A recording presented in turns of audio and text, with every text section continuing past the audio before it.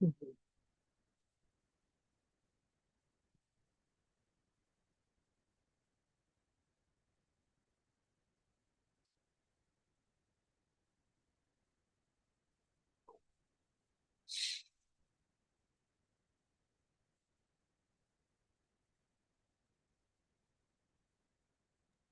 are ready.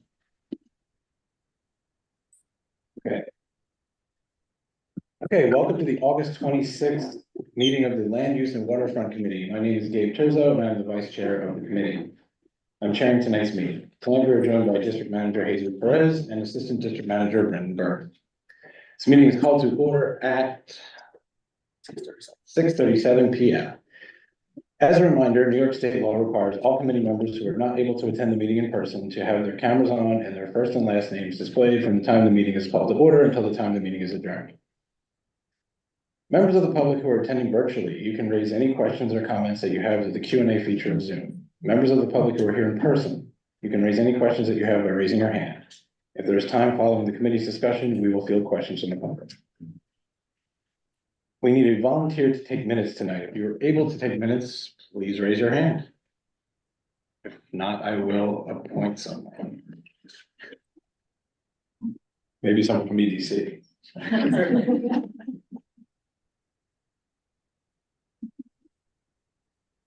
I'll do it if nobody else will do it. I'll do it after the fact though. Okay. Okay, so thank you. Rich Mintz will take the minutes. Thank you, Rich. Okay, now we will take attendance. Okay. Committee members, I will call your name. When your name is called, please say present. I will announce if there is quorum. Majid Abdul Samad. Here, Majid. Victoria Benatar. Jim Collins. Here for the time being. Alec Militic. Present. Rich Mintz. Present. Larry Shire. Present. Sandra Sharad. Present. Letty Simon. Present.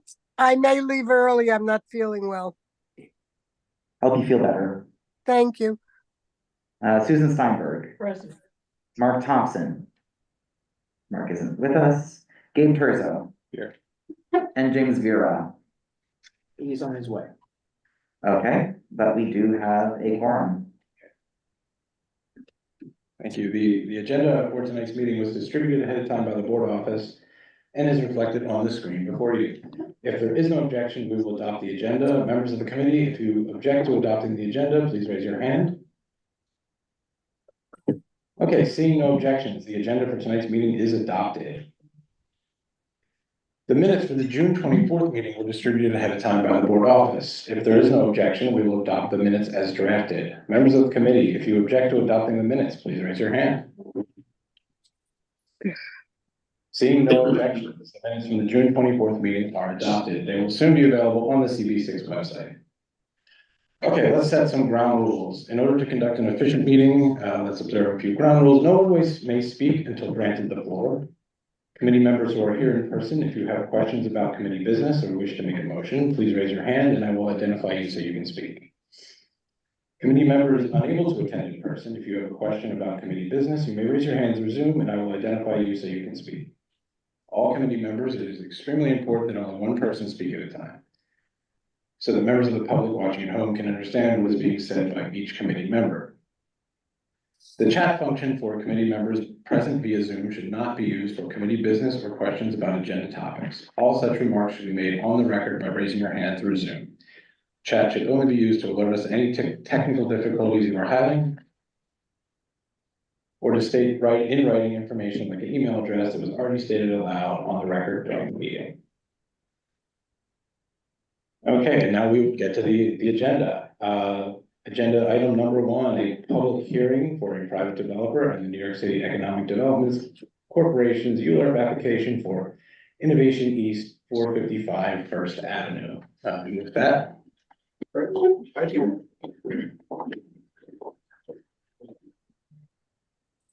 Want us to take a mic? Yeah, just press the little button so the light can break. That's so. And we're pulling up your slide back. Thank you. While he's playing the slides, I just wanted to say hello, good evening. My name is Nico Belosis. I'm part of the EDC team, specifically on the life sciences and healthcare team. I'll be speaking ahead of the first two items just very briefly to talk about while we're just waiting for the slides, the vision, the life sciences vision that the EDC has. And so this is important context, I guess, for the next two projects. It talks about like the holistic strategy that we have, and I'm gonna talk a little bit about why the next two projects and how they're important for our vision moving forward. And so I'll give it one more minute. We're having a little bit of trouble with this. I'm sorry. Yeah. Sound is fuzzy. Yeah, hold on a moment. We're encountering technical issues.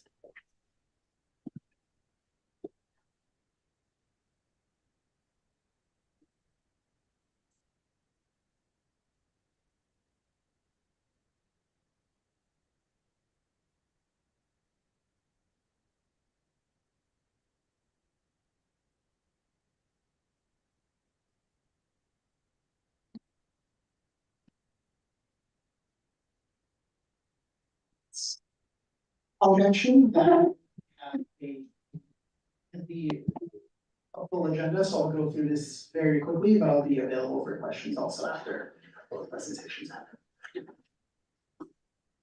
Can you make it full screen as well? Yeah, I'm working on that. There we go. Thank you. Next slide, please. So just before kicking off to the vision, I usually like to start by defining what is life sciences. And so as shown here, we usually define it broadly as the combined application of biology and technology. It's often related to developing medicines or technologies in the healthcare setting. And so we usually, you can think about your Advil, chemotherapy, drugs, etc. But it also includes the testing tools that we use at the beginning of COVID. It also includes the research and development of plant-based foods and other sustainable materials. And so all to say that it's really a range of things and items, but all for the overall goal of advancing the quality of life for humans. And so allowing us to live longer and also to lead higher quality lives. And so I mentioned that at the top just to highlight that investing in life sciences is really an investment in both like the jobs that it creates, but also to the longevity of people. And so if you move to the next slide, just pivoting a little bit, the life sciences industry is also an investment in great career paths for New York City and its residents. And so we've seen evidence of this already. We've seen that since 2013, there's been enormous job growth for this industry. We've also seen that there's been a lot of growth in companies, both in how many have grown since that same time period of 2013, as well as the number of companies that are here already. We can go back one slide. Yes. And so I'm happy to report that, this industry is a great source of high quality jobs for folks that have a STEM background, but also actually it's a great career path for folks that don't have a STEM background. We've seen through the research that for every person that is enrolled in a technical role, there are up to 3 workers that are employed in non-technical / supporting roles that is really available for a broad range of educational levels as well as backgrounds. And so I just want to highlight here that this is really the crux of both of these projects. It's really about capturing a lot of the potential economic activity and creating jobs for the New Yorkers here to be able to enjoy that economic opportunity. And so to the next slide. And so I just want to mention why KIPS Bay and why this neighborhood in particular.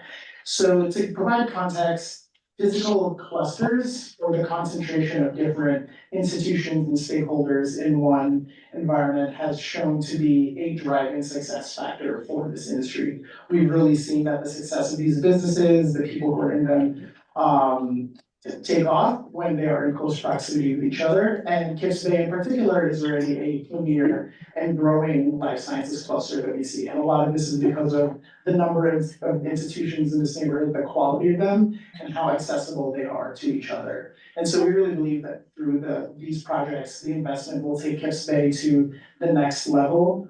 And I'm sure it'll also elevate New York City to be a global leader in this space, and competing with other geographies as well. And just a little bit on that, to provide some context on, how we compare to other geographies, and I'll also talk a little bit about like the timeline. For New York City is actually a little bit catching up to some of our contemporaries in the space. And so with both of these projects, we're set to deliver by 2030 about a little bit under 2 million square feet of real estate. But for another example, a leading cluster in the space is Cambridge in Boston.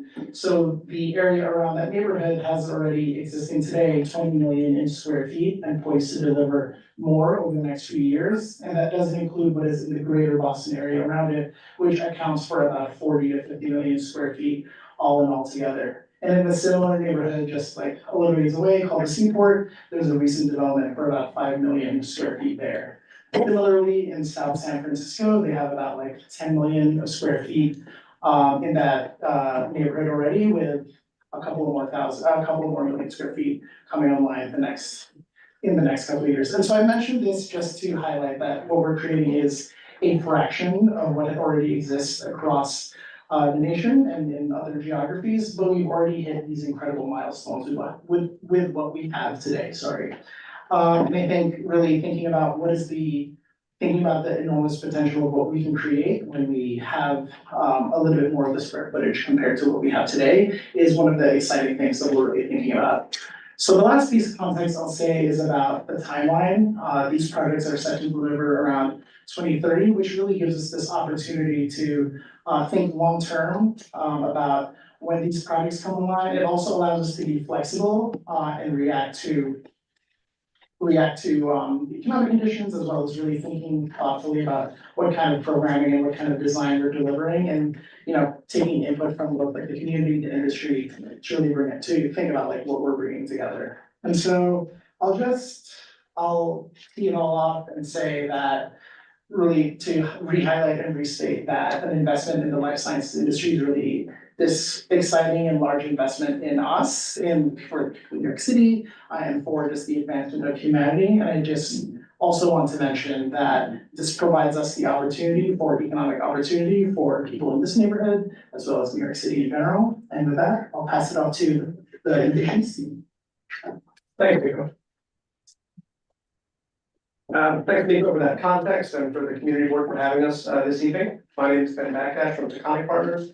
We're glad to be back to share information about Innovation East, a proposed new life science facility at 455 First Avenue. I'm joined by Owen Lehman from Free Frank and Melissa Sarko from NEA Architects. Next slide, please, and next slide.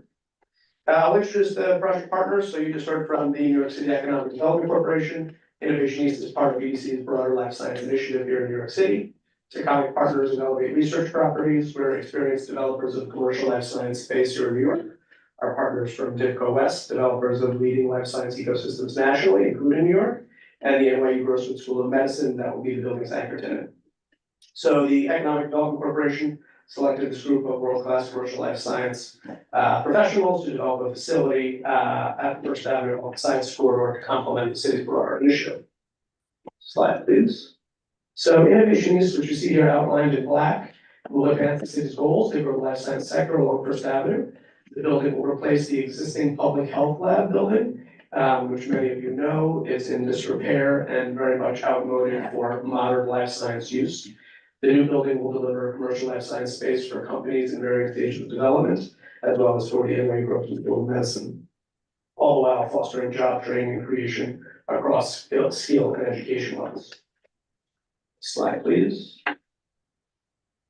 So Innovation East will deliver over 500,000 square feet of new world-class life science space in the New York City market. Flexible floor plates will support life science tenants at multiple scales, from startups to established companies, as well as entrepreneurial research laboratories for the NYU Grossman School of Medicine. Flexible and efficient floor plates will support a range of life science companies so that they can grow and stay here in New York City.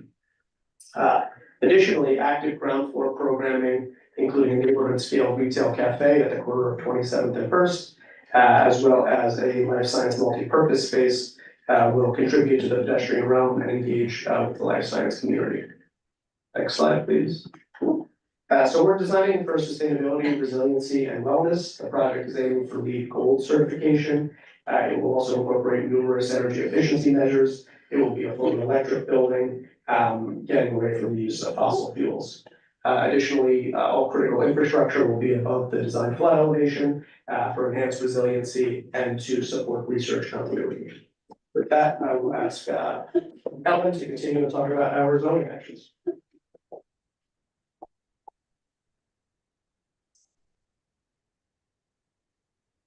Next slide, please. Next slide. So the project requires 3 land use actions. The first is a zoning map amendment to change the zoning from an R8 residential district with a C25 overlay along First Avenue to a C64 commercial district, which would allow the proposed laboratory use at 10 FAR. The second land use action is a zoning text amendment to map a mandatory inclusionary housing area on the site, although there's no residential use in the proposed project. And the final land use action is a special permit to modify the building setback requirements, as shown here in the hatched areas on the 2 sections. This modification allows for the flexible, efficient floor plate and described are essential to modern life science uses. The next slide. Next slide. So at the June meeting, there was a question about shadows on Bellevue South Park that we wanted to make sure to address. VHB, the environmental consultants, studied shadows as part of the EAS, including a detailed analysis of Bellevue South Park. The EAS modeled incremental shadows by creating a comparison of the proposed project's maximum building envelope with the envelope of the existing public health lab. And it does this for 4 representative days over the course of the year to capture the full range of shadows that can be cast. Next slide. So the images shown here represent a comparison of the total sunlight duration on the park, both with and without the proposed project. The darker colors, the blues and purples, represent fewer hours of sunlight, and the lighter colors, the yellows and oranges, are where the park is getting the most hours of sunlight.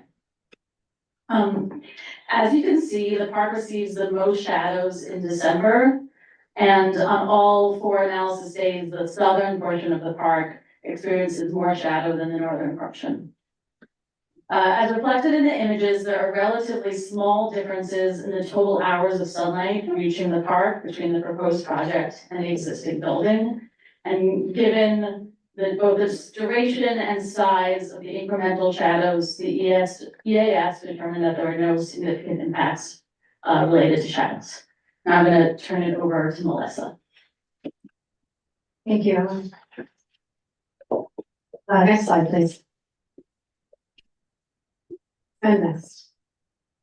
So the site currently contains the 14-story New York City Public Health Laboratory, which the city is relocating to a purpose-built facility in Harlem. I'm sure you're familiar with the building with extensive scaffolding, and some of the blank and dark facades have contributed to safety concerns within the community. So we're going to share some of the images of both the existing conditions and our vision for how Innovation East will improve the pedestrian experience and the safety around the site. Next slide, please. So this is a view from First Avenue at the corner of 27th Street, which is a pedestrian way terminating Bellevue South Park. We positioned a much needed neighborhood scale retail cafe at the corner of First and 27th Street with direct access to and from 27th Street. And active and transparent ground floor programming along the entire length of 27th Street will improve the safety, but also strengthen that connection between Bellevue South Park and the First Avenue corridor. Next, please. These are some existing views of the west side of 27th Street at Mount Carmel. So in this existing view, Bellevue South Park is directly opposite that street frontage. This shows the condition on the west side of 27th Street, but also shows some of the vehicular access points that are already located on Mount Carmel, including loading bays and some access to some parking. Next slide, please.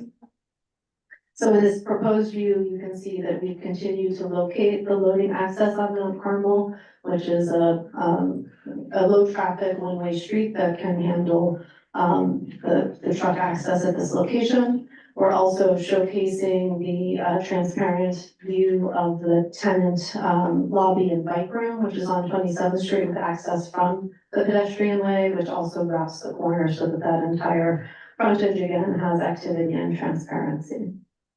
Next.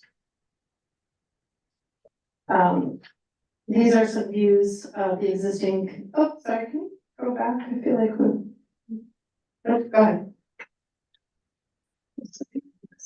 So this is a view on 26th Street showing some of the additional points of access for vehicular traffic at secure loading bays and other access points on 26th Street. This view also shows some of the points of encroachment that the existing building and site elements have over the property line, kind of constricting some of the sidewalk access along the street frontage. If you go to the next slide. So this is the proposed condition. Innovation East will restore 20 feet of right-of-way to the public realm. This proposed view shows the visual impact of that additional space for pedestrians.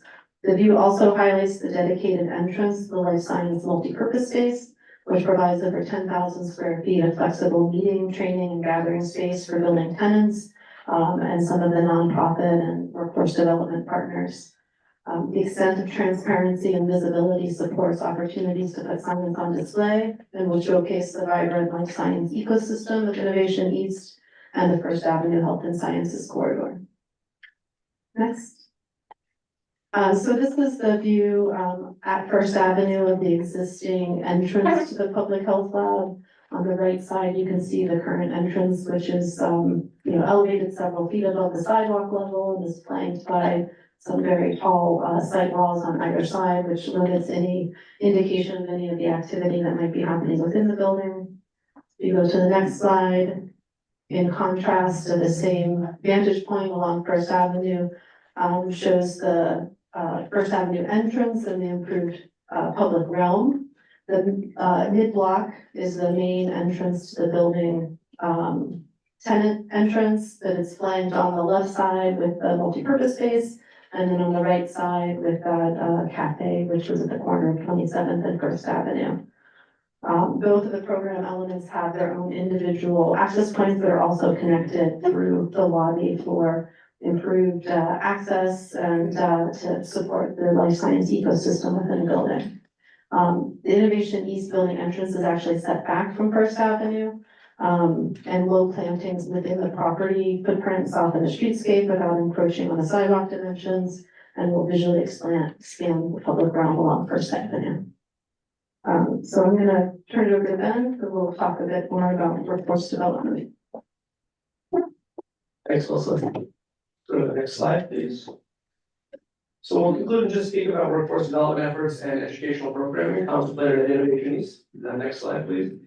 So Innovation East will stimulate the growth of life science companies and organizations that together will employ 1,000 individuals in the building.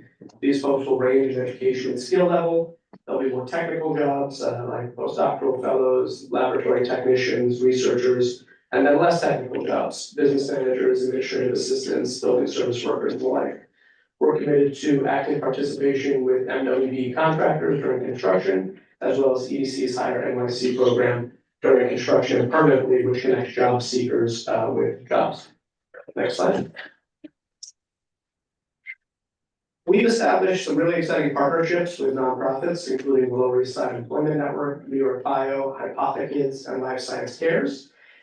These partnerships will connect local residents with life sciences and related jobs, job training and construction jobs, connect local K-12 and college students with hands-on educational opportunities, networking and internships, And then also connect the life science community with local residents, particularly local residents in need.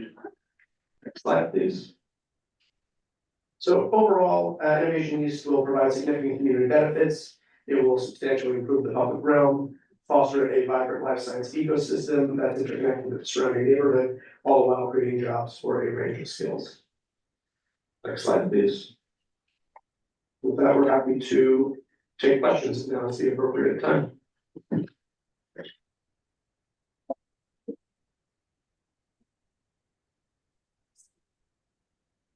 The public hearing on plans for Innovation East at 455 First Avenue is now open. If any members of the public want to speak on this matter and are here in person, please line up at the lectern. If any members of the public who want to speak to this and are here on Zoom, please raise your hand through Zoom or indicate your written statement or any questions in the Q&A. You will have up to 2 minutes to speak. Remember, before you begin speaking, please state your full name and your affiliation.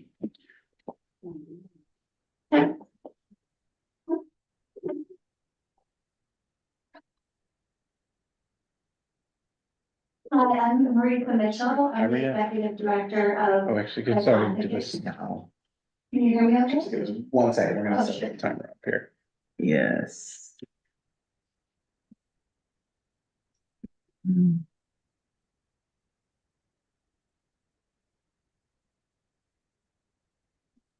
Now we are good.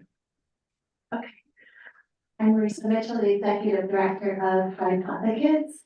We are a nonprofit based in West Harlem, and we provide low-income New York City students who come from backgrounds underrepresented in high-tech fields with education in science and engineering. And I'm very happy to express my support for the Innovation East project.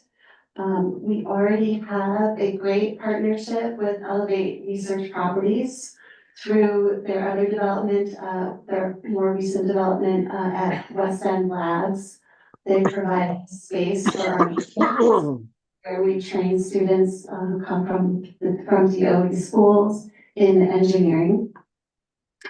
They have provided lab tours to New York City school children, public school children, to show them potential career pathways and what it's like to work in the life science sector. And they're also supporting us by hosting our gala this year and saving us money so that we could put more money towards education and training of these students. And the ways that we foresee Elevate Research Properties and Innovation East supporting us in the future is manifold. They could continue to host our programs for elementary students. They could assist with recruiting internship hosts. So we believe it's very important for students to get exposed to potential career pathways and to get high-tech training as early as possible so that they don't fall behind more advantaged peers. So we provide internships to high school students. And this is one of the ways in which this project could assist our students by connecting them with internship hosts within the life science field among researchers. Am I running out of time? I'm afraid, yes. Okay, so those are the highlights. I think just to sum it up, I think this project would really benefit the surrounding community and New York City school children. Thank you.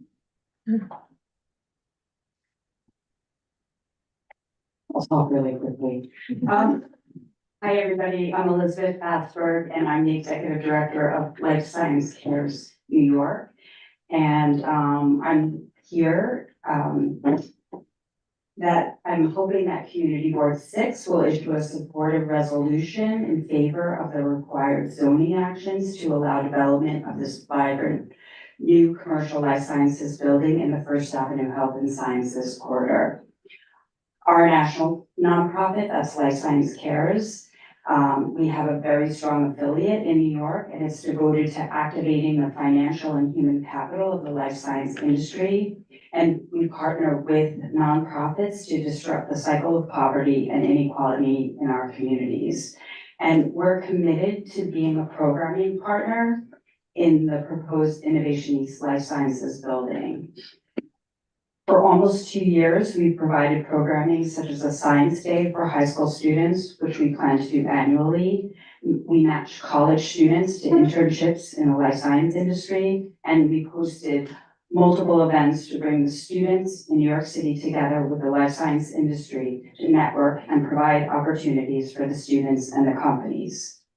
Taconic Partners, Elevate Research Properties, and DIVCO West are active life science innovators in New York City and the Northeast, and have established proven track records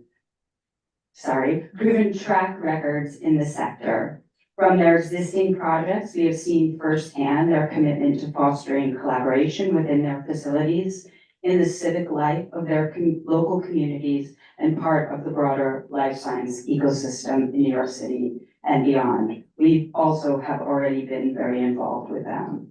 In our discussions with the development team about their plans for Innovation East, we've been impressed by their commitment to the surrounding community and education, as well as the use of the space to meet the needs of the growing life science sector in New York City. There's my timer. Okay, so we think this is a great project, really supportive, and really want you guys to feel the same exact way that we do. Thank you.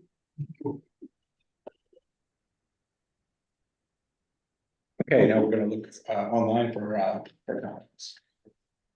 See, there's a big girl. Okay.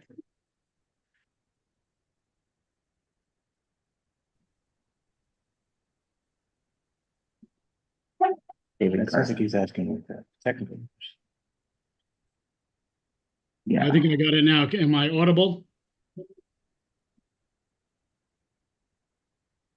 Okay, all right, the chair recognizes David Garza. Hi, good evening. My name is David Garza, and I'm the president and CEO of the Henry Street Settlement. We are a human service organization on the Lower East Side of Manhattan that's been providing vital services across a whole spectrum of programming for 131 years. And one of the most important projects that we've launched in the last 10 years is what we call the Lower East Side Employment Network. It's a consortium of 7 human service organizations that collaborate as opposed to compete to respond to the opportunities created by economic development.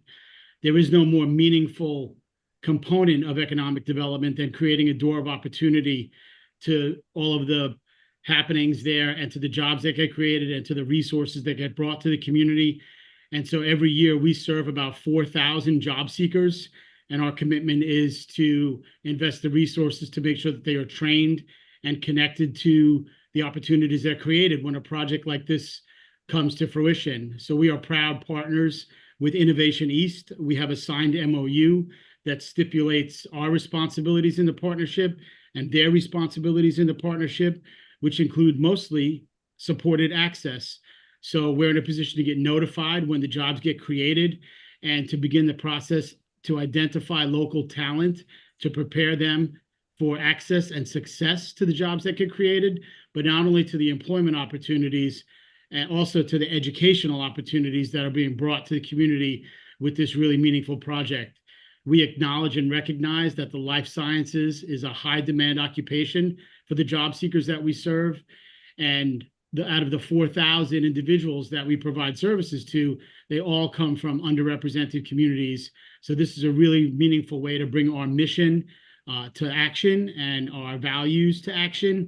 And so we're grateful to be signed into that MOU with Innovation East and really look forward to future collaboration to create access for our community residents. So grateful to be here reporting to Community Board 6 and grateful to be partnered with Innovation East. Great, thank you, David. The chair recognizes Robert Van Pelt.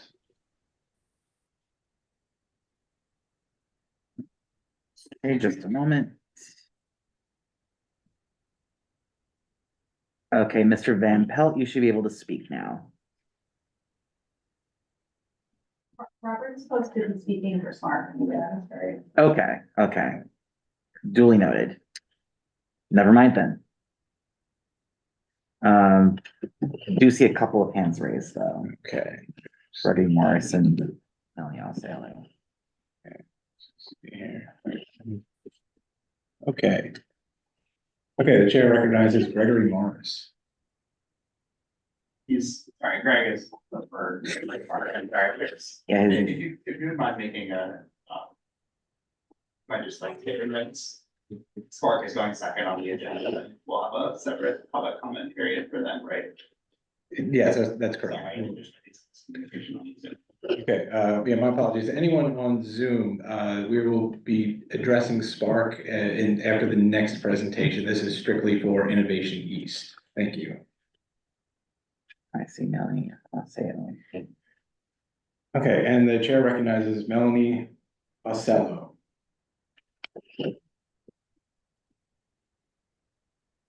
Good evening. Can you hear me?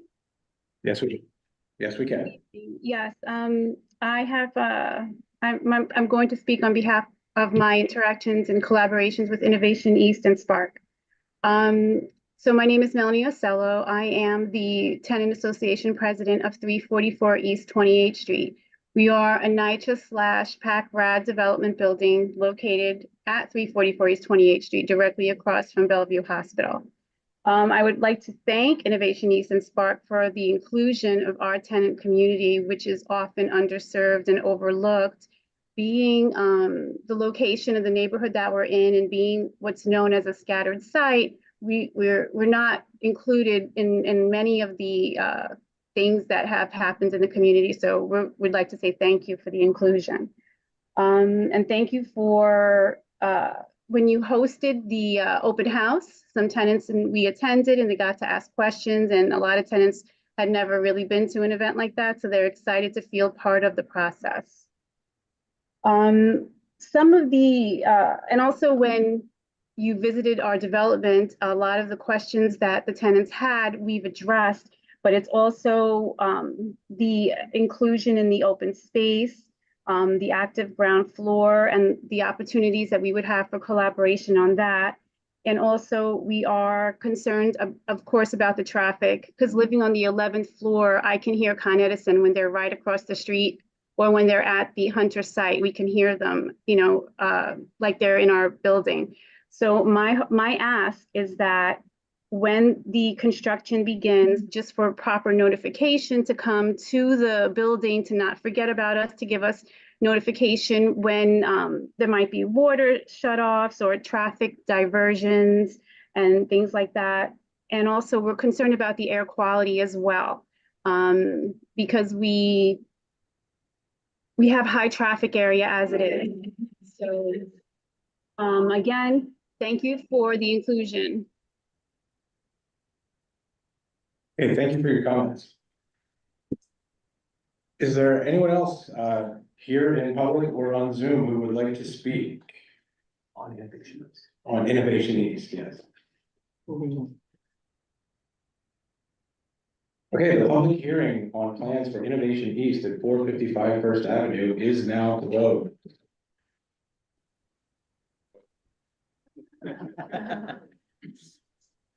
Okay, I will now open the floor to comments from members of the committee.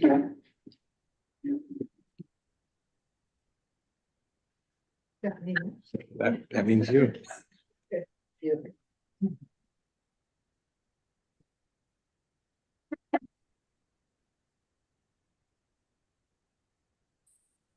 Thank you. Certainly, I think it's really a good thing that we have a lot of economic and educational opportunity coming. There are just some questions I have and concerns that I have. Both projects, I'll start with Innovation East. This is Bedpan Alley, and you know we have a need of making sure that the ambulances are not hindered when they have to go rushing through. It's a very busy, First Avenue is very busy, and I know that the normal situation sometimes traffic calls.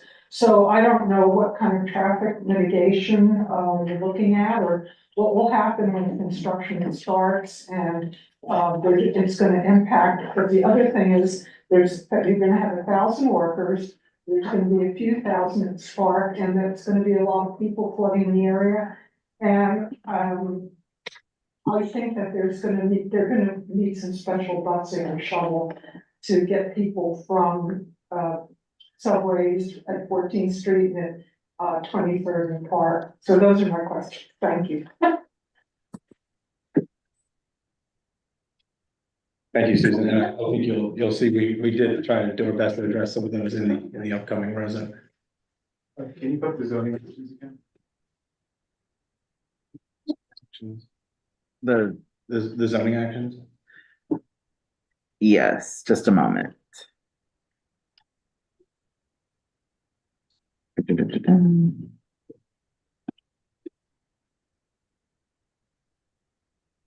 Yeah, these are the zoning actions of the diagram from the presentation. Mhm. Okay. Weird slide. Thank you.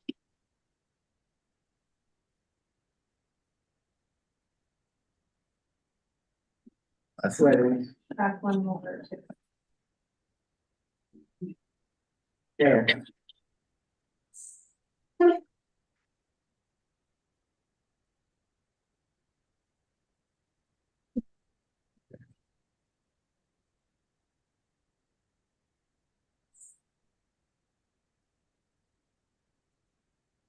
Any other members of the committee want to speak? Okay, we did prepare a resolution ahead of time, I'll put on the screen. which we will now put on the screen. There's one minor typo I think we can change without objection or impact.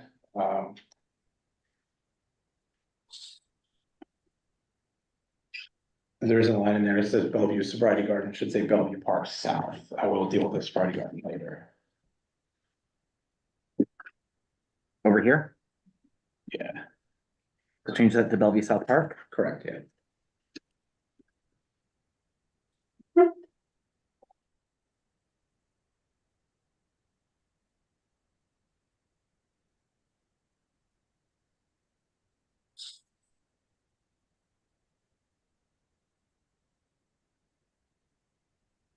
See, Lydia has her hand raised. Okay, the chair recognizes Letty Simon. Hi, is it appropriate to say call the question? At this point? We just need a second. Okay. Richmond seconds. Second. Thank you, Jim. Okay. Okay. Okay, the question, I make a motion to vote on this resolution as written. And could we have a second for that? Seconded by Larry, okay. Okay. Yeah, there's Brendan. We will now take a vote on the motion to accept the resolution as written by roll call. When your name is called, please answer aye, nay, abstain, or not entitled. Brendan will conduct the vote by roll call as well as declare the results of the vote. Okay, Victoria Benatar. Okay, in favor? Jim Collins. Is Jim? In favor. Okay, thank you. Al Militek. Yes, in favor. Okay, Rich Mintz. In favor. Larry Shire. In favor. Sandra Sherrod. Not in favor. Okay. Letty Simon. In favor. Okay. Susan Steinberg. In favor. Okay. Gabe Turzo. In favor. Okay. And James Vera. In favor. Okay. So with, what did we work on?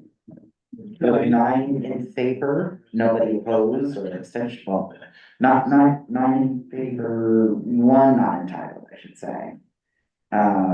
This resolution passes. Okay, thank you all. We will now move on to agenda item number 2. The public hearing for the New York City Economic Development Corporation's ULURP application for Sparks Cafe at 425 East 25th Street.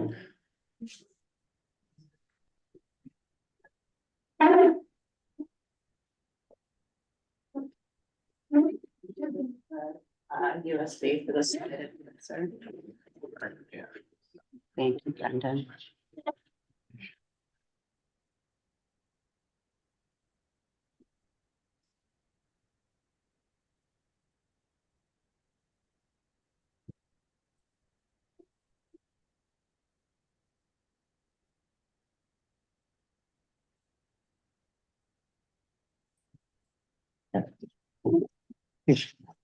Yeah, if you could show me where it is exactly on the USB. Oh, no, that's just for the slide advancer.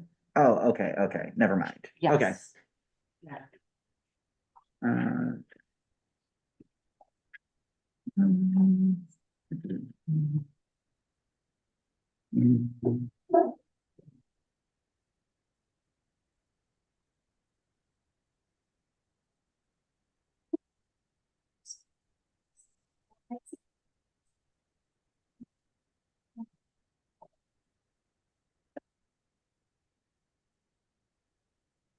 Do I have to wait for a specific moment? I'm good to go? Okay. You're good to go. Hi, my name is Jenny Osmond. I am an assistant vice president at. Yeah.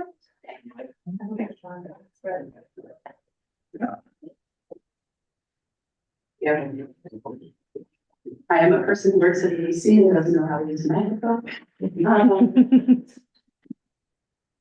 assistant vice president at NYC EDC within our neighborhood strategies department. I'm presenting the Science Park and Research Campus project to CB6 today for the approval of 7 discretionary actions as part of our uniform land use procedure application. You may remember we presented to CB6 in June, and this is a updated deck with a few updates and one requested addition. Spark Bay is a first of its kind life sciences, innovation, career, and education hub. The Spark Bay project honors 150 years of nursing education history on and near the future Spark site. The Bellevue Nurses Training School first opened in 1878 on East 26th Street next to the Bellevue Hospital campus. Later in the 1950s, other medical institutions like the VA and NYU Medical Center opened in Kips Bay. Most recently, NYC EDC has been working in Kips Bay for more than a decade as the neighborhood has become home to New York City's growing life sciences industry. Starting with the opening of Alexandria Center for Life Science just north of our project site in 2010. 2 years ago, Governor Hochul and Mayor Adams announced a plan to transform the Hunter Brookdale campus into a modern hub for life sciences, education, and public health. The plan both honors the history of the site and the Kips Bay neighborhood while providing community benefits and a precedent-setting model for health and science education. Now I'm going to share why this project is so important. The brand new state-of-the-art public and private facilities at Spark Kips Bay will help the city be prepared for future public health crises. The creation of new family-supporting jobs and improving access to those jobs for students enrolled in public school or the city university system will continue to diversify New York City's economy. The project includes public realm improvements that have been long requested by the community, including the delivery of a brand new ADA accessible East 25th Street pedestrian bridge. I'll be sharing more about these 3 important reasons for Spark in the next 3 slides. Spark Kips Bay is a project between New York City, New York State. And for the first time ever, the City University of New York is going to locate 3 distinct colleges on one campus. The Hunter School of Nursing, Health Professions, Arts and Sciences that currently operate on this site today, the Borough of Manhattan Community College and their allied health sciences, health studies, and nursing programs is expanding from Lower Manhattan, and the Graduate School of Public Health and Health Policy is relocating from Harlem. Together, these three schools will offer over 60 CUNY degree programs at Spark. The School Construction Authority, SEA, and New York City Public Schools will operate a brand new health and science high school focused on career-connected learning and early exposure to a variety of science and health-related fields. New York City Health and Hospitals Bellevue will expand to the Spark site, allowing the hospital to reduce wait times for ambulatory care by up to 1 full week. New York City Health and Hospitals facility will also include a brand new advanced nursing practice and simulation training center that will train H&H employees across the entire public hospital system in New York City. The Office of the Chief Medical Examiner will relocate to Spark from their existing integrated facility on 30th Street and First Avenue. And this will allow them to build a state-of-the-art facility that will better help support the essential work that the Chief Medical Examiner's office undertakes, including training 25% of the country's medical examiners. As mentioned previously, New York City EDC is dedicated to creating new cutting-edge life science space, particularly in Kips Bay. The life science space and in Spark will support a variety of life science needs and space for industry collaboration, convening, and exhibitions. Spark Innovation East's contributions to new life science and office space will amplify the existing life sciences opportunities in the neighborhood and further cement its position as New York City Science District. The co-location of different agencies, education, and health institutions and businesses at Spark will be a model for workforce development, creating direct connections between public education and private and public sector jobs, all within the same city block. Even before construction begins, we are working to advance workforce development in Kips Bay.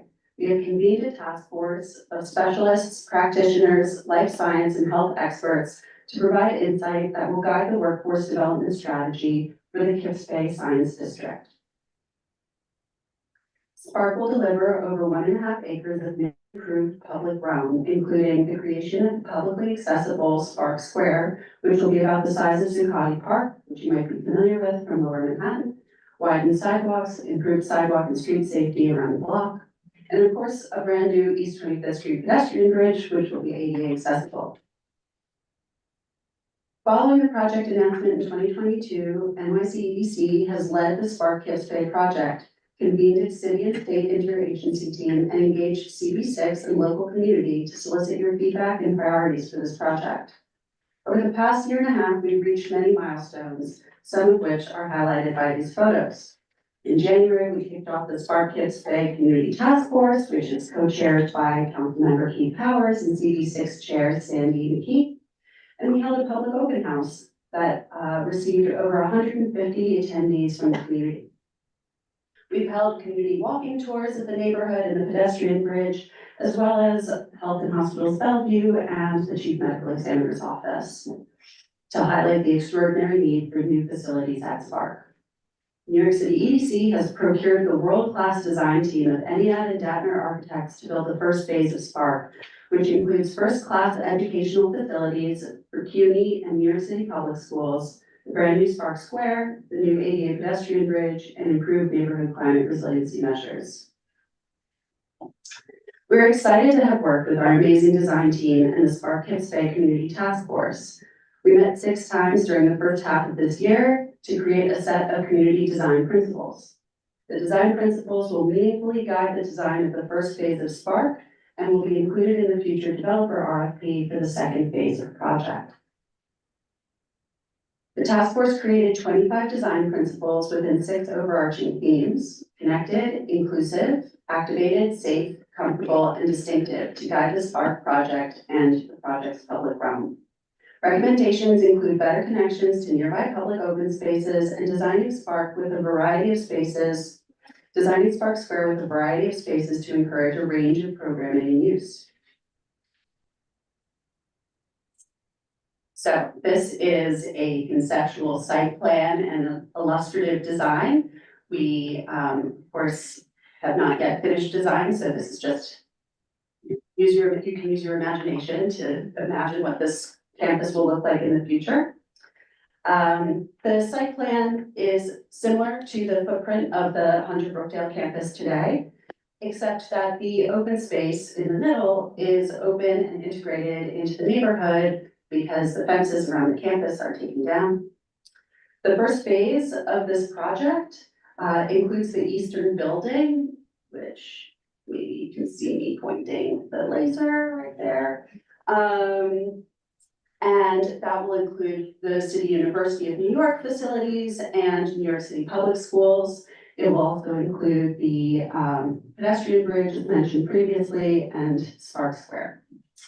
Moving west, the mid-block building will have the Medical Examiner's Forensic Pathology Center in the podium or the base of the building, and Life Sciences above, providing proximity to the Hirsch Building across 26th Street, which is critical for locating the Chief Medical Examiner's office in the middle of the block.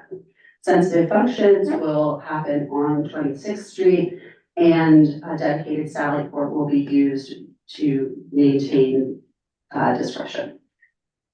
The First Avenue building will have New York City Health and Hospitals Bellevue in the podium and Life Sciences above. The ground floor will include healthy concessions, a pharmacy, and retail along First Avenue. So, as we've mentioned, this design is just illustrative of what the final buildings at Spark will look like. Since our last presentation to CB6 in June, we've been asked by the community board to discuss the shadows that will be cast by the future Spark buildings onto the nearby Bellevue Sobriety Garden, which is owned and operated by Health and Hospitals for the use of their patients, staff, and visitors. The shadow analysis looks at different days throughout the year, and we're going to show you anticipated shadows at those 4 different dates at roughly the same time of day.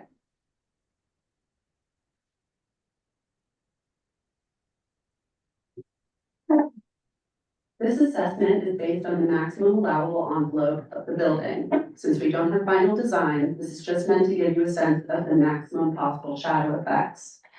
Starting in the spring, on March 21st, you see the Bellevue Sobriety Garden here. In the corner is shaded turquoise. That indicates the new shadow as a result of the Spark project. There's a shadow from Waterside that I just want to point out. It's good context. Right there in the lower right corner. And then as the calendar progresses towards days with higher amounts of light, you see that the new shadow from Spark is less at the same time of day in May. And you can still see the top of Waterside for context in that lower right-hand corner. Here on June 21st, when there's the most amount of light during the year at 11:05 a.m., you see the garden is barely in any shadow from Spark or otherwise. Inversely, December 21st, there's the least amount of light, and you can see that the garden has new shadow from Spark, but has always mostly been in shadow at this point of the day from Waterside Towers, which is covering the other half of Bellevue Sobriety Garden in this illustration. The full shadow analysis is in the draft environmental impact statement. The addition of Spark is not anticipated to create significant adverse impacts on the Bellevue Sobriety Garden. So, to make this generational project a reality, New York City EDC is seeking approval before the Community Board 6 for 7 discretionary land use actions that are crucial to achieving the full breadth of the Spark Kids Bay vision. First, we're seeking a zoning map amendment, otherwise known as a rezoning, for the site to change from R8 to C64, which allows for higher density commercial, community facility, and residential uses. Although there is no plan for housing on the site, city policy requires that we map MIH over Spark. This is a result of city policy when rezoning increases potential residential floor area. Life sciences laboratories require large and consistently sized floor plates. This special permit allows for that. This diagram shows you what bulk we are requesting, and the special permit creates a limit of space that the building must stay within, locking the project into a volume of space that we cannot exceed. The special permit also allows us to widen the sidewalks on First Avenue and East 25th Street, improving the pedestrian experience around Spark, as well as pedestrian safety. As the design process advances, the design team, in consultation with experts from New York City Public Schools and the University of New York, have identified a way to better design learning spaces for teachers and students. Accomplishing this requires refinement to the proposed building envelope in the special permit. In the following slides, I'm going to show you what that design refinement looks like and why we are requesting it. Importantly, we want to emphasize that this design refinement does not change the building's square footage. It does not increase the degree of bulk waivers that are being requested. It does not increase the maximum allowable height of the buildings, and it does not increase or change the environmental impacts related to the project. So, as I mentioned before, the buildings on the eastern end of Spark include the public high school and public university. The design team, in consultation with those users, public school and City University of New York, have identified how to make these buildings as optimal for learning as possible. This requires a small refinement, and that refinement takes place right where this circle is. We call it the lower portion of the eastern building, or for simplicity, I'm going to call it the podium. This indicates exactly where the design refinement will take place. The floor plan for the master plan leaves classrooms without windows, reducing access to light and air for those learning spaces. Again, to create the best possible learning environment for students, the floor plate must get thinner. To ensure that we aren't losing square footage when we make that floor plate thinner, the podium must increase in height by 35 feet, and that's along East 26th Street. The design refinement results in classrooms with window access and creates the best possible environment for students, teachers, and faculty alike.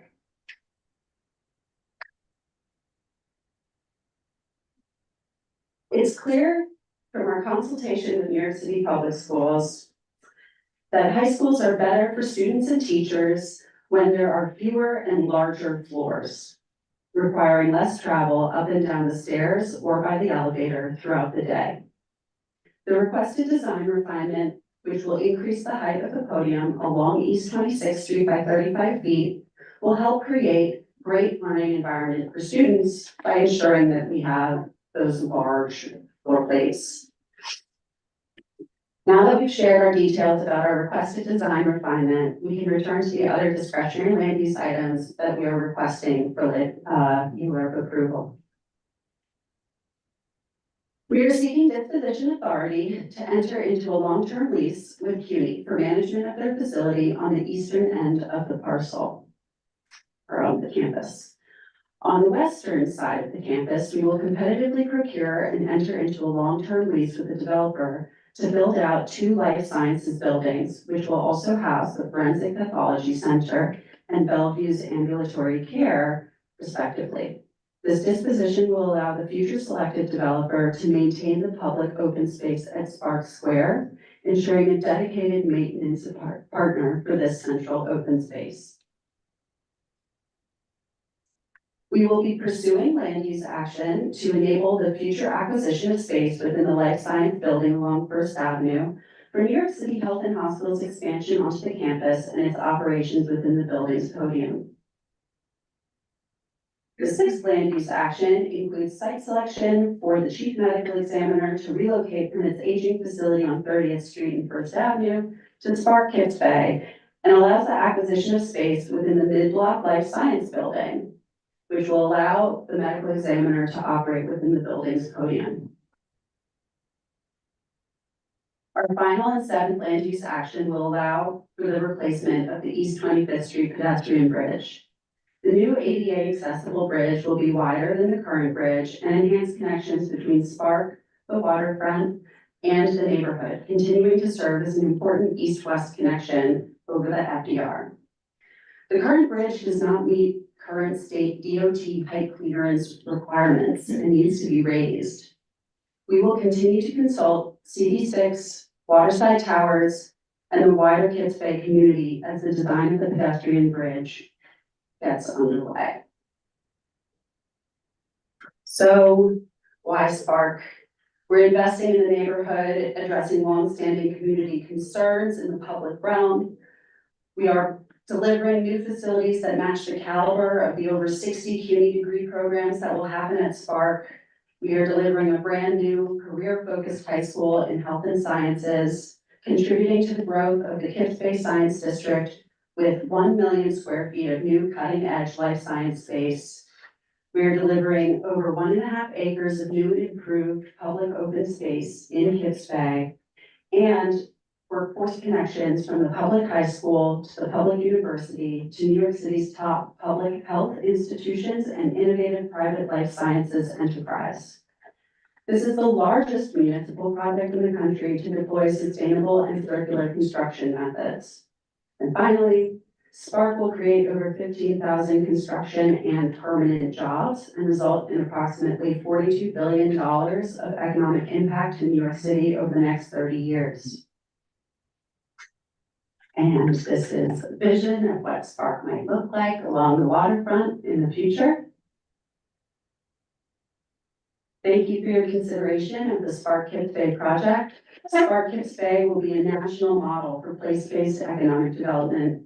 It is a project for this time, building state-of-the-art public health care and academic institutions, shepherding more New Yorkers into well-paying jobs in future-forward industries, growing New York City's economy, and delivering long-standing community priorities to improve the public realm and create new open space for CB6.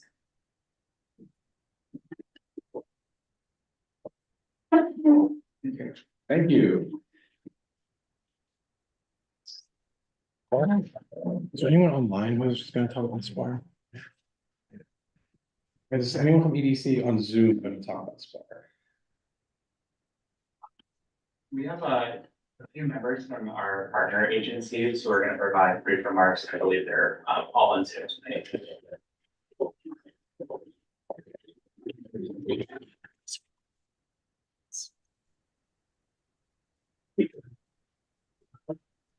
I see Mitch Gibson has his hand raised. Mitch Gibson. Okay, yeah, okay, we're gonna hear from Mitch Gibson from CUNY State. Thank you. I am Mitch Gibson, Senior Advisor and Deputy Chief of Staff to CUNY Chief Operating Officer.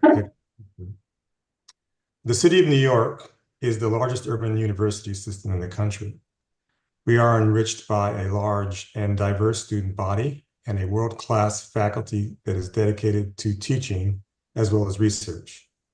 Spark will enable CUNY to bring together 3 of our 25 colleges: Hunter College, Borough of Manhattan Community College, and the CUNY School of Public Health in one purpose-built physical space, which will organically bring together students and faculty with similar expertise and interests in the life sciences. We anticipate improved outcomes in terms of job readiness and employment for the fortunate students that will have the opportunity to spend time on the Spark campus. These benefits will extend beyond the CUNY community due to the close collaborations that will take place with members of the public high school community, as well as other collaborators across the campus, including private and public researchers, and healthcare professionals. In June, following approval by the CUNY board, we shared exciting news with the community board that the Brookdale dorms will be replaced with new dorms in Midtown Manhattan at 569 Lexington Avenue, a privately managed dorm that was once a DoubleTree hotel. CUNY has housed students there since 2022, and it is one of our most popular residential facilities. We added enough beds to account for every dorm room at the Brookdale campus. Rates will remain relatively low compared to other New York City institutions, including options which are below $1,000 a month. And we negotiated special lower rates for those students who were in the Brookdale dorms when we announced the Spark project back in October of 2022. The facility is conveniently located between the Hunter campus to the north and the Spark campus to the south, making it a prime residential choice for our students. Additionally, CUNY has secured a 30-year agreement with the dorm provider, allowing us to maintain this housing option for the long term. As a public educational institution, it is vitally important to CUNY that the Spark campus embrace the Kips Bay community as a source of resources and inspiration in addition to learning. The opening of the campus will include a public open space, as well as an auditorium which can be utilized for community events, such as Community Board 6 meetings. These and other physical alterations will be enhanced with programmatic initiatives that are in the early stages of development. Thank you. Okay, thank you. The public hearing on plans for Spark Kips Bay at 425. There's a member of the office of the chief medical examiner and then an H&A nurse. What are their names? Just so that. It should be Rob Van Pelt and Marcia Peters. As long as they specify. Yeah, no, actually, we're just Okay, gonna be treated as part of the public hearing. Okay, that's fine. So I see Rob Van Pelt and who else? Marcia Peters should be on. Okay. Hello. Yeah, I've spotted both Hello, of them. this is Marcia Peters. Good. Okay, we're Great, just gonna. and Robert Van Pelt here as well. I don't know if you could see me, but I can see you. We're just gonna open the public hearing and then we're gonna get to these two first. Okay, the public hearing on Spark Kips Bay at 425 East 25th Street is now open. If any members of the public want to speak on this matter or are here in person, please line up at the lectern. If any members of the public who want to speak of this are here on Zoom, please raise your hand through Zoom or indicate your written statement or any questions in the Q&A. You will have up to 2 minutes to speak. Remember that before you begin speaking, please state your full name and your affiliation. Okay, with that, the chair recognizes Robert Van Pelt. Thank you, Chair. My name is Robert Van Pelt. I'm the Chief of Staff with the Office of Chief Medical Examiner. Thank you for having me here again. It's great seeing you. And so we are extremely happy about this. I saw that our old facility was described as aging, and that's an understatement. It's really lived its youthful life. Those of you in the audience, many of you have been there. We give tours. It's amazing, really, that we're able to carry out the forensic science that we are in that building, but we are. This is very exciting to us. It's going to be great for the neighborhood. It'll be great for the city. We're going to be a great addition to the Spark campus as a training institution and also a national leader in forensic science and medicine. The Spark campus will be right next to our Hirsch Center of Forensic Sciences, which is a new building, a nice building, which is most of our labs are there, including our DNA lab, which is the largest DNA lab in North America. So in the Spark campus, we're going to have our forensic toxicology lab. And that lab is really at the forefront of the opioid crisis, identifying new drugs and opioids and fentanyl all the time and giving this information to healthcare agencies and law enforcement, and it's really helping out. We have an internship program for that forensic toxicology lab, and most of our sciences, a large portion of our scientists from that forensic toxicology lab come from these internships. So it's really exciting to think about the synergy and the collaboration that we're going to have with the other institutions on campus with these interns. Now, we also have, in essence, we're a medical school. The medical examiners are forensic pathologists. There's only roughly 500 board certified forensic pathologists in the entire country, which is a crisis level shortage for everyone. And everyone is competing for these same talented individuals. We've developed a pipeline where we have a forensic pathologist fellowship program where we recruit from around the country and locally. And these forensic pathologists, once they're certified, most of them stay on. Most of our staff come from this pipeline. We've trained a large portion of the medical examiners, including chief medical examiners around the country. This is a really, really great program, and it enables us also to bring talent into New York City. So in short, I thank you very much. We're very excited. I'm sure that our presence will enhance Spark's purpose to support public health and fortify New York City's place as a leader in life sciences and innovation. Thanks again, everyone. Excellent, thank you. The chair recognizes Marcia Peters. Hello? Can you hear me? Yes, we can. Good afternoon. My name is Marcia Peters. I'm the Chief Operating Officer at Bellevue Hospital. Bellevue, as you know, is 289 years old. We look forward to being a part of the Spark Initiative.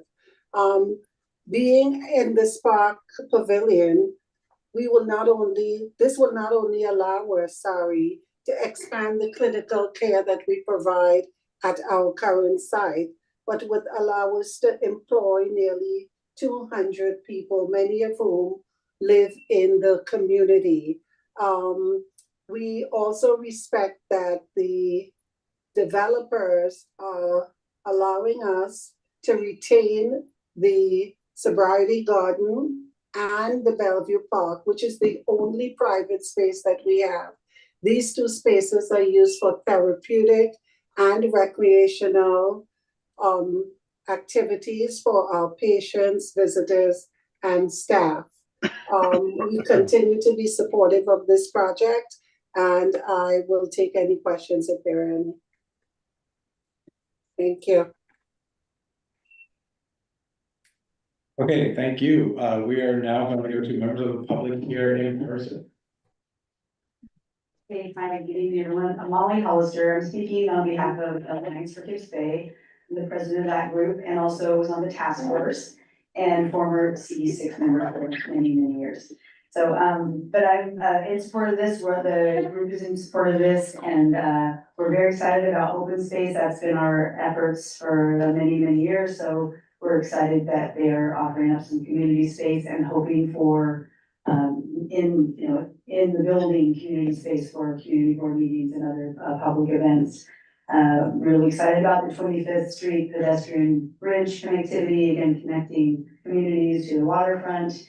And I think that's all really. Just wanted to put those things out there. I did have the presentation from Innovation East as well, so it was a very good connectivity there too. With they've done a great job with outreach for both. So thank you very much. Thank you.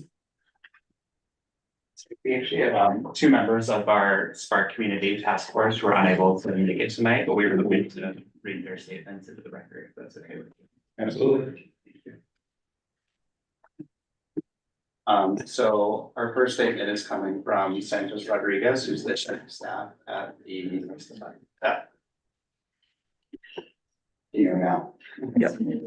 Our first statement is from Santos Rodriguez, who's the chief of staff at the Building and Construction Trades Council of Greater New York, and he also served on our Spark Community Task Force. The BCTC is an organization of local building and construction trade unions that are affiliated with 15 international unions in the North American Building Trades Union. Our local union affiliates represent approximately 100,000 union construction workers.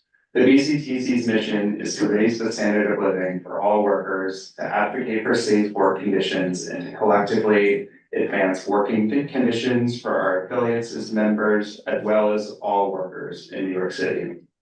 The Spark Project will bring a state-of-the-art life sciences, healthcare, and public health hub to the Kips Bay neighborhood.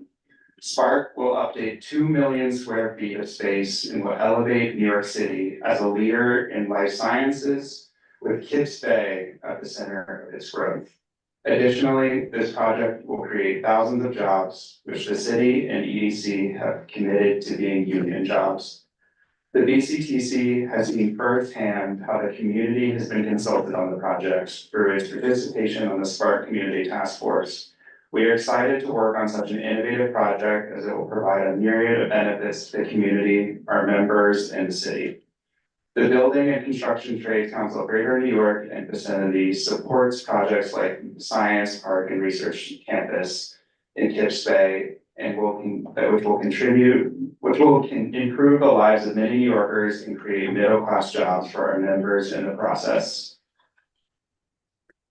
And our second piece of testimony is from. So actually, I'm gonna stop you there because the testimony, the other testimony has already been written into the record. So we're gonna just keep it moving. My time's up. Okay, if there's nobody else here In the building, the chair recognizes Jennifer Rosati on Zoom. Hello, can you hear me okay? Yes, we can. Okay, thank you very much. I'm here to provide my support on behalf of myself as well as my colleague, Dr. Marta Conchera-Guizon, that could not be here today.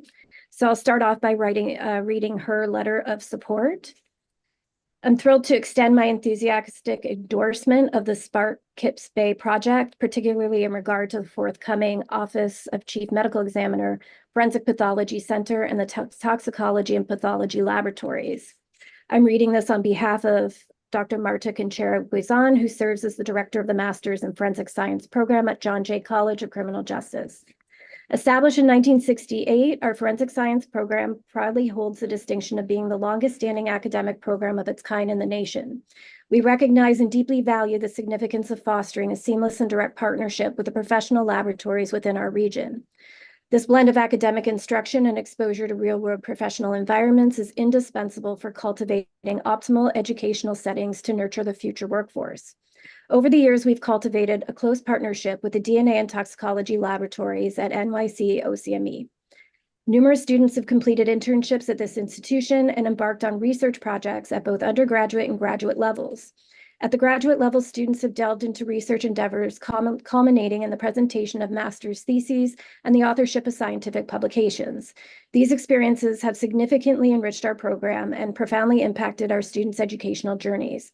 They've had the privilege of working within prestigious institutions of national and international renown, developing critical laboratory skills and gaining insight into forensic laboratory workflows. The OCME Toxicology Laboratory has emerged as a vital component in our students' education.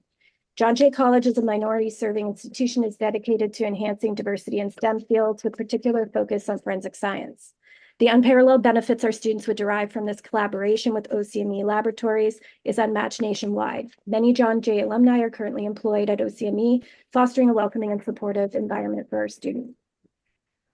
The building of this new toxicology laboratory would further strengthen and perpetuate this collaboration, offering advanced educational environments equipped with state-of-the-art facilities. Education in forensic sciences within such enhanced facilities is paramount to ensuring students receive top-tier training, have access to cutting-edge technologies and methodologies, and are thoroughly prepared for successful careers in forensic science. This project would undoubtedly have an unparalleled impact in the field of forensic science, which is imperative for the advancement of this crucial discipline, not only in New York City, but throughout the entire nation. Am I allowed to have an additional 2 minutes for my own statement? No, I'm afraid we kind of can't open that Pandora's box. We do have to keep it moving. Okay. Okay, the chair recognizes Benjamin Wetzler. Hey there. Hey, can you hear me? Yes. Yes, we can. Great. Hi, I'm Ben Wetzler. I live in the neighborhood. I had kind of a question and an associated comment. The question is that the presentation said that the proposal as it exists right now does not include any housing component, but that the associated land use action would still allow for residential space and would require the MIH affordable housing mandate. I just wanted to ask if I am correct in my understanding that that means that the land use action could go ahead and the project could still be tweaked to allow for more housing. And the reason that I'm asking that, my comment, is because right now New York City has such a dire need for housing. We've got the rental availability rate is just over 1% overall, and even for the very expensive housing, it's less than 5%. So we're kind of in an emergency for people at all income levels. And my concern is that while I think it's absolutely wonderful that we're going to be bringing so many great new jobs and new educational opportunities to the neighborhood, I don't want those to come at the expense of increased competition for the limited amount of affordable housing that and middle income housing that exists here right now. So I would definitely urge EDC to consider incorporating residential space into the proposal so that it can serve the same income levels as the jobs that are being created and not come at the expense of people who are looking for affordable housing in the neighborhood. So Yeah. Okay, thank you for your question, Ben. We're gonna give EDC a second to answer if you want. Thank you. Good evening, everyone. My name is Adam Grossman Marr. I work with EDC. So if I understood the question correctly, Ben was asking whether the land use application as proposed would allow for housing for residential uses as part of Spark in the future. Is that right, Ben? Yes.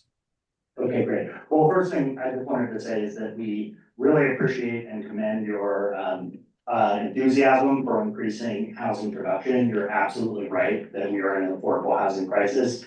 And I'm sure you know that the city is taking a lot of actions on many different fronts to try to meet that challenge and the scale of the problem, including City Yes for Housing Opportunity, which we understand the board has been supportive of and really appreciate. Changes at the state level, record amounts of financing in our most recent budget for affordable housing. And we are always looking for opportunities to maximize housing production because we know how important that is. At the same time, as you heard from Jenny's presentation, the Spark project is trying to do a lot. It's trying to provide world-class facilities for a number of different institutions, combine 3 different CUNY schools together, deliver first-class healthcare, as well as growing the life sciences industry, and doing that all on one city block with a significant amount of public open space. And that means that space is limited and we have to make choices. We also recognize that providing housing and growing the housing supply is critical, but also having jobs that New Yorkers of all backgrounds and educational attainment can access that will pay for housing is also a really important part of delivering affordable housing and having an affordable city. And that's really what Spark is all about, is getting New Yorkers into those growing careers that provide those wages. So that's just a little bit of context and explanation for why the project is the way it is. To your very specific question, the life sciences special permit that we are requesting for bulk waivers and for use actually does not allow residential uses to take place on the same zoning lot. So the specific answer to your question is no, residential uses will not be permitted as part of Spark. Okay, thank you. All right, the chair recognizes Gregory Morris.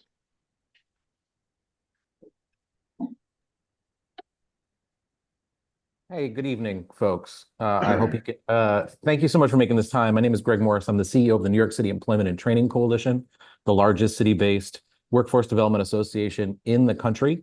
I wanted this opportunity to share with you that the purpose and value of the New York City Employment Training Coalition is to represent the interests of organizations and institutions in New York City that are focused on creating pathways to jobs for New Yorkers. In fact, that includes CUNY, that includes public schools, that includes community-based organizations, it includes Lesson, which David Garza spoke earlier. The work that we do is all about trying to help people find pathways to good jobs. And I've been thrilled to be present in conversations about the vision for what Spark is and is going to mean. I'm also a community board member. I represent Community Board 4, and I just wanted to pause and acknowledge and express my gratitude to community board members for the hard work. I also understand conversations about density, affordability, and zoning. All this to say to you, I think the opportunity at Kips Bay Spark is all about the intersection of education and workforce development opportunity. And that to me is not just a pathway to buildings and park space. Those are valuable things.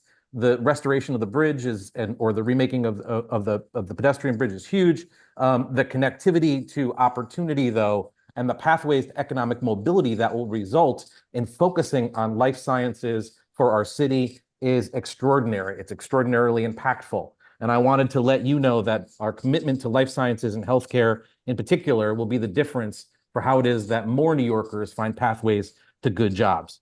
All this to say to you, in the work that I do in representing job training, workforce development, career development, we support this particular project, and we will do everything we can to make sure that the constituents of this district, surrounding neighborhoods, folks who have not historically found pathways to good jobs in New York City, find pathways to good jobs as part of the development of this project. Our full support is in this direction, Sparks Kips Bay campus. We wish you success in the process. Yeah.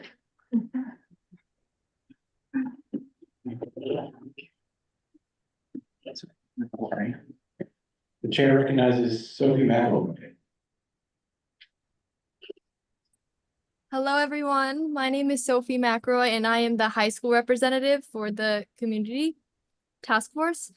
Living in Stuytown my entire life makes me eager to see new opportunities for myself and fellow residents. The Spark project does this in numerous ways, benefiting those of all ages. Whether it be used by students at the new high school in their internships or Spark Square and the pedestrian bridge, the potential Spark provides is infinite. I am delighted to explore the green spaces and participate in communal events with my friends and family. I feel grateful for the opportunity to serve on the task force and share my views into what would benefit the community. I am very excited to see the Spark project come to life and see the many benefits being put to use. Thank you so much.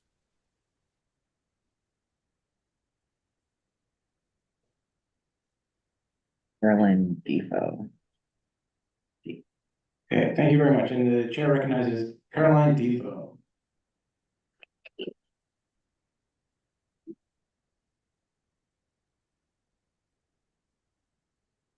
And there we go. You should be able to speak now. Okay, yes. Can you hear me well? Yes, we can. All right, perfect. I am Curlin Defoe, the Life Science Internship Program representative. So I recently finished a life sciences internship that greatly influenced my career path. As a student at Queens College studying computer science with a focus on data engineering and analytics, the Life Sci internship program that came from the EDC provided me with an invaluable opportunity to gain hands-on experience in a field that I would not have otherwise. Growing up in New York, I faced challenges, both financial and systemic, that often seem like barriers to breaking into the life sciences industry. Programs like LifeSci and initiatives like Spark are not just pipelines, they are lifelines for students like me. They provide us with the tools, mentorship, and real-world experience needed to thrive in this competitive field.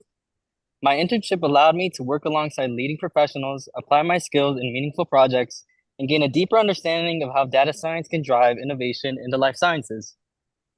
The Spark project is an incredible step forward in ensuring that students from diverse backgrounds have the same access to life-changing opportunities just like me.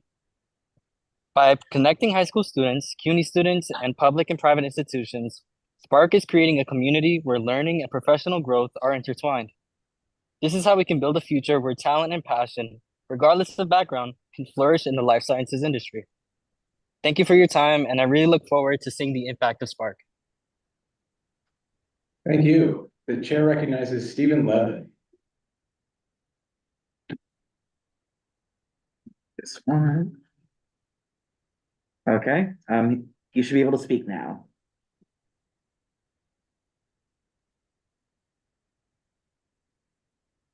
Stephen should be able to speak now. Unmute. Okay. Can you hear me okay? Yeah, Hi, everybody. I'm Steve Levin. I am the CEO of Solar One. We manage Sty Cove Park and have been doing so for the past 20 years.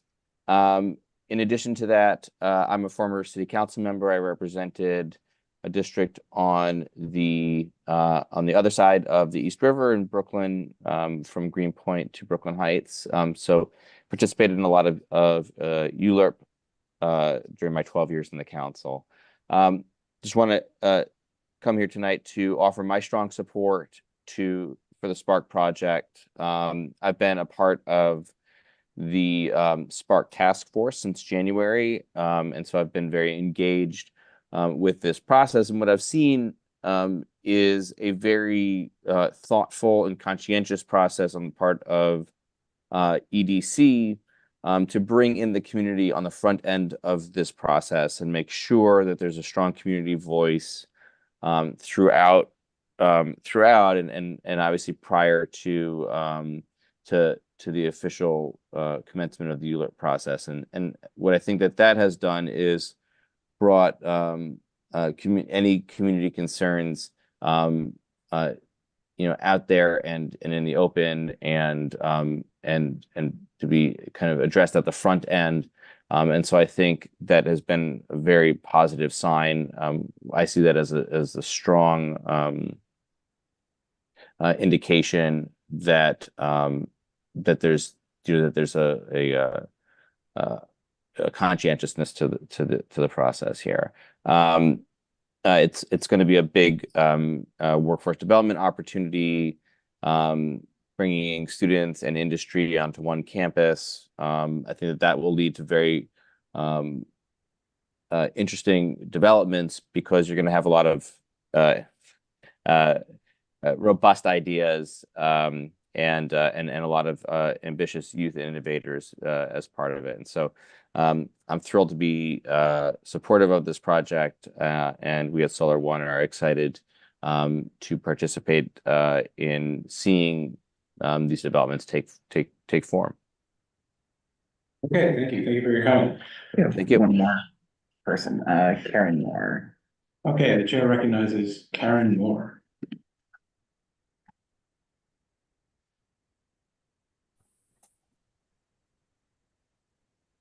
Karen should be able to speak now. And you should be able to speak now.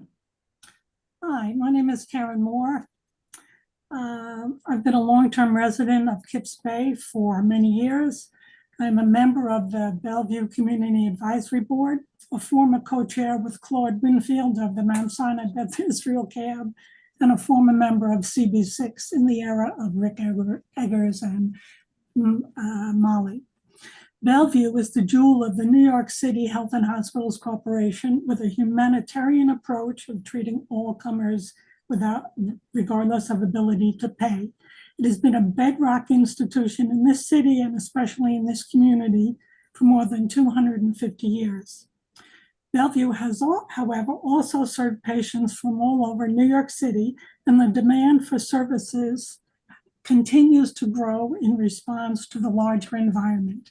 For example, the closure of Mount Sinai Beth Israel and influx of migrants needing medical care. The community board believes that Spark Kips Bay will help transform Bellevue and our community. For Bellevue, Spark will create a new ambulatory care center 1 block south of the hospital, allowing outpatient services to expand and reducing wait times for the almost 100 outpatient specialties available. This will free up space within the hospital for additional services.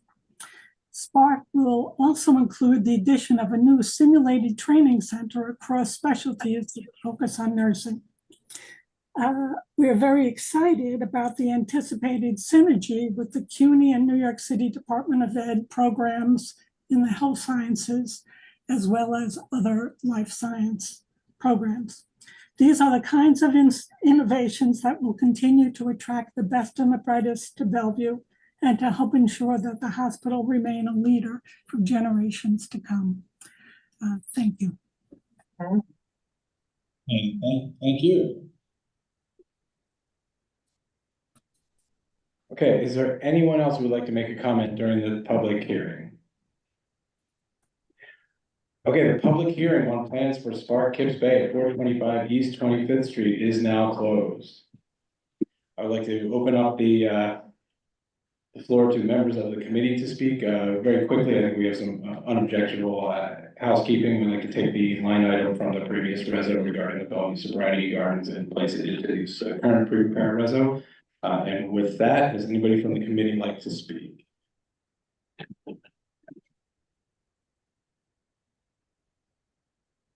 Anybody would like to make a motion?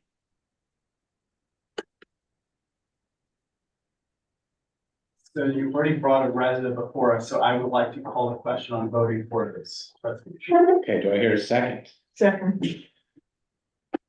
Okay, we will now take a vote on the motion to vote on the resolution by roll call. When your name is called, please answer aye, nay, abstain, or not entitled. Brendan will conduct the roll call vote as well as declare the results of the vote. Sorry, can you just show the results on the screen? So Yes, absolutely. Yeah. Thank you. Sorry to interrupt. Okay. So I will now call your name. Victoria Benatar. In favor. Okay, Jim Collins. In favor. Okay. Al Bilitic. Yes, in favor. Okay, Rich Mintz. In favor. Larry Shire. In favor. Sandra Sherrod. In favor. Letty Simon. In favor. Susan Steinberg. In favor. Gabe Terzo. In favor. And James Vera. In favor. Okay, with all 10 committee members present in favor, this resolution passes. Okay, so both of these projects pass in favor with conditions. That is the committee's recommendation, and will go to full board in September. So thank you, EDC, and everyone else who put a lot of work into this.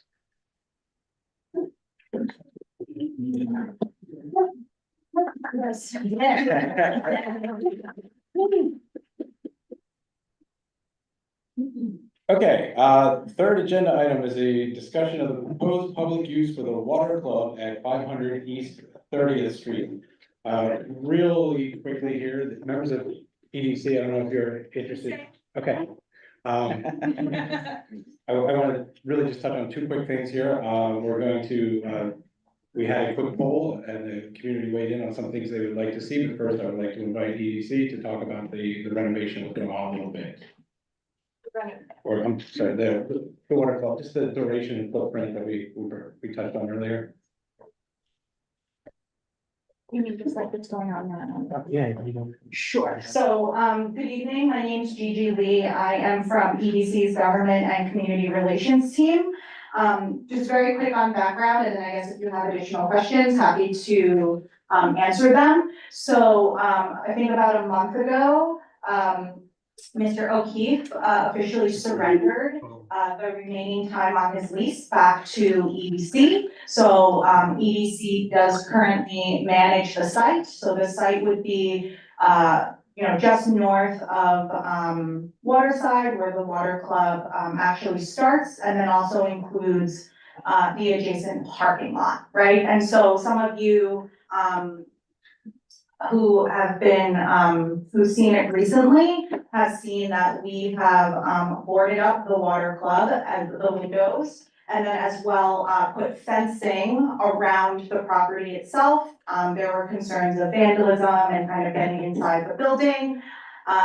We conducted a fairly large group walkthrough, not last Friday, but the Friday before. That was where there were representatives of EDC's property management team, Waterside Management, as well as CB6, the council member, the state senators team. I don't know if I'm missing any elected official offices. If I am, I'm sorry, but they were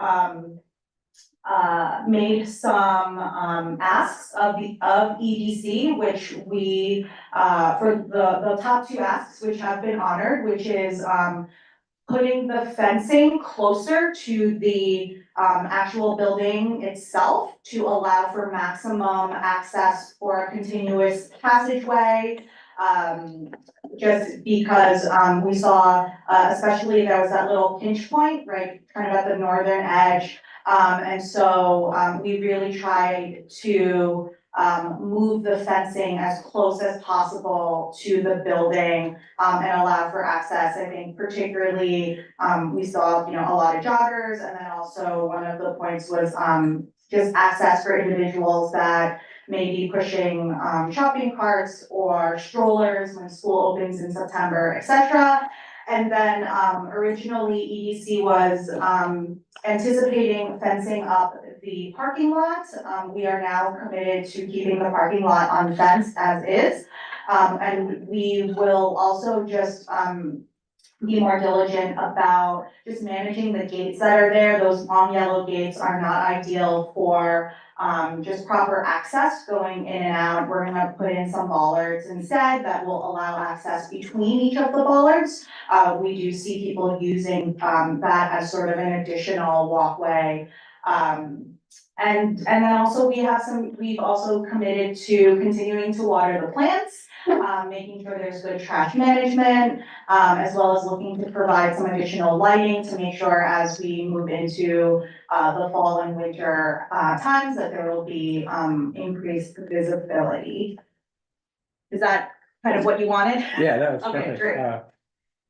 Mr. Chair, I have a quick question. Go ahead. Oh,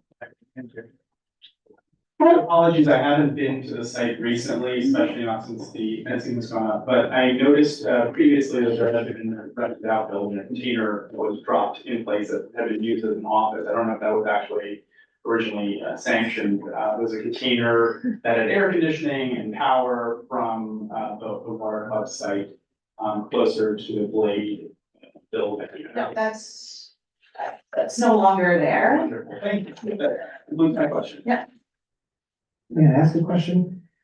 As we were driving here or in the cab here to attend this meeting, we noticed that there seems to be a lot of graffiti now on the Yes, building. Is the that graffiti very is, new? the graffiti is in the process of being removed.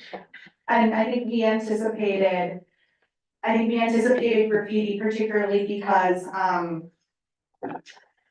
it's kind of easy to climb up on the fencing and then hop on that, the little kind of roof, not roof, sort of awning, yes, and then do that, but, we are, our property management team is looking at what are some other possible sort of additional fencing or preventative options to, prevent that from continuing to happen. Thank you, Larry.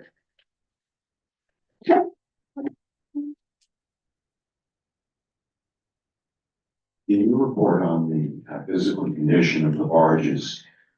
I'm concerned because across the river, where Water's Edge Restaurant used to be 44th Drive in Long Island City, the facility just fell into the river. These barges here have supported a restaurant for many decades now, and they're in the saltwater. Where do they stand in terms of their useful life and future prospects for them? Thank you for your question. I am not a engineer and I am not, any sort of marine, expert. But what I can tell you is that, the barges are, in significant disrepair. What EDC is currently undertaking a complete, study of exactly how dire the situation is. And I think to get ahead of what might be the next question by either yourself or someone else, EDC has no plans for the future use of that space until we can get a better understanding of the true state of the barges and the underwater infrastructure. And also, and mainly because repairs, there were commitments to repairing them that were not honored. And so we, as the managing agent now, will have to, and the city will have to invest in a repair process. And so we're not able to make any commitments to what the future use may be without first getting a baseline understanding of how serious the repair needs are. Well, we're very interested in a marine engineering report, because if these barges become derelict and sink, that would be a much bigger problem than if they could just be towed away. Okay, so thank you so much for that. I know we're going to be working together quite a bit over the next several months on this issue. Very quickly, we did run an online poll for future uses for that site. This is just for everyone's knowledge. We're going to be discussing this more in depth in September. But so far, the results are in, and 47% want an open space or park, 35% want an eatery of some kind, 16% want improved bike lanes and improved transportation options in the area, and then we had a few other ones as well. Anyone else on the committee have any thoughts on the future of the water club? Okay, great. Fourth item on the agenda is chair's report. It is late August. I waived my report. Okay, next item on the agenda, old or new business. Any member of the committee have any old or new business, please raise your hand. I'd like to move that we adjourn, being that I don't hear any older new. Seeing no objections, we will adjourn the meeting at 8:26 p.m.